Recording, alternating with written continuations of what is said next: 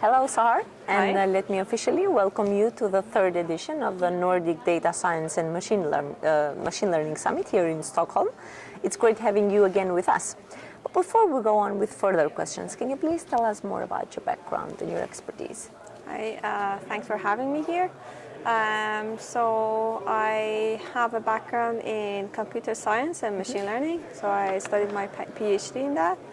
And I have been working in the past 6 years in industry, in startups and in bigger companies, Meltwater and Spotify. And I've been doing like different parts of like a data science journey from, building models, research, getting closer to production, and now more of like a combination of customer supports and research. So a little bit of everything. Yeah. Sahar, you presented about intro to, and by the way, congratulations on your presentations. There were some Thank great you. reviews about intro to distributed TensorFlow and developing and training distributed deep learning models at scale. This is challenging enough. Yeah. Can you please tell us more? So, I think there are a few things around modeling and distributed modeling. So, I believe like nowadays that we have a lot of data available and a lot of models available. And the next challenge for companies are how to scale and how to build better models faster and cheaper. And so our goal in ClusterOne is kind of also around this, like to democratize AI and to support companies with being able to utilize better their resources in order to build models. And when it comes to scaling, the very first thing that you start thinking of is distributed deep learning. And there are different ways to do it, and like a most common way is data parallelism, which I talked about more in my presentation. And so I think like the past couple of years has been more like attention and love in this area. And for instance, in TensorFlow Summit this year, we saw a lot of focus on all-reduce and optimizing algorithms like APIs that you can easily use and integrate in your code in order to have distributed deep learning in your modeling. So while you mentioned deep learning, what are some of the challenges of deep learning with TensorFlow, and why machine learning on distributed architecture? So, TensorFlow, I also mentioned in my presentation, it's like, the first time that I tried TensorFlow and I tried to debug my code, it was like horrible. You can't really reason about and debug things because you have like a very deep stack of to trace. And the way the code is structured and like the way that you are representing your model, it makes it very hard to debug. So that's for me like probably the most challenging thing with TensorFlow to use. And then when you go to distributed, this becomes even more challenging because then you also have like this architecture and communication between different devices added to the complexity of your model. Sahar, the main hype of nowadays era is AI, and as you could see, the main theme of this summit is also accelerating data and AI innovation.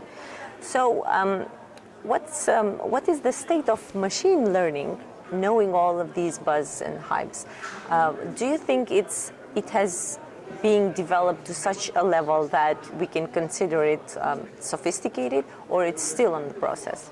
I think I saw like an infographic somewhere, and like how evolving machine learning and usage of machine learning, and you see like the curve hasn't saturated yet. Yeah. So it is still growing, and I think it's gonna grow more. So there's a lot to do yet. I think the thing is that most of if you go to machine learning conferences, most of the works are more now shifted towards deep learning from the conventional machine learning. I believe that there is still like a lot of use for conventional machine learning on day-to-day works, but also there is a huge room for improving deep learning. And I think talking about the hype, I think there are also like, you know, new areas as we are like, you know, improving in deep learning. There are new areas that are rising. Like for instance, okay, how do we deal with privacy and data? How do we deal with ethics? How we make sure that our data is balanced, our model is like balanced, and then also like how are we going to serve models in real time? Because in the past, like the challenge was how you build like more accurate model, but now like serving. What you do it. Yeah. So I think one part of it is, yes, there's a lot of room for improvement in deep learning and coming up with new models and methodologies. And then there's a lot of work around the topic of deep learning that I mentioned. One final question, Sahar, you touched a bit upon. Where is AI taking us? It's a very difficult question to answer, to be honest. I think it has started to become how to put it, like in industry, like in the past, very often everything is started with like if then else statements and like, you know, having thresholds to in your decision models. But now everyone says that let's build a machine learning model, and so it's growing in all different domains in industry and day-to-day life.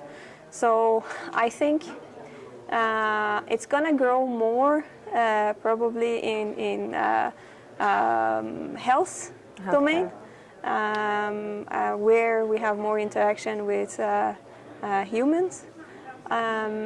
So that's what I think about the in terms of application and industry.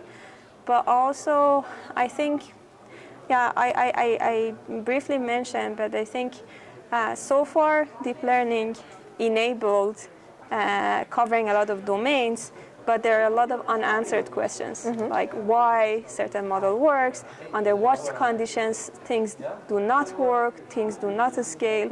So I think I see also from the algorithmic perspective, the future of AI would be around like answering these questions to be able to go to the next stage of AI. Perfect. Sahar, thank you for being part of this summit, and in particular for accepting to conduct this interview with me. Thank you very much. Pleasure.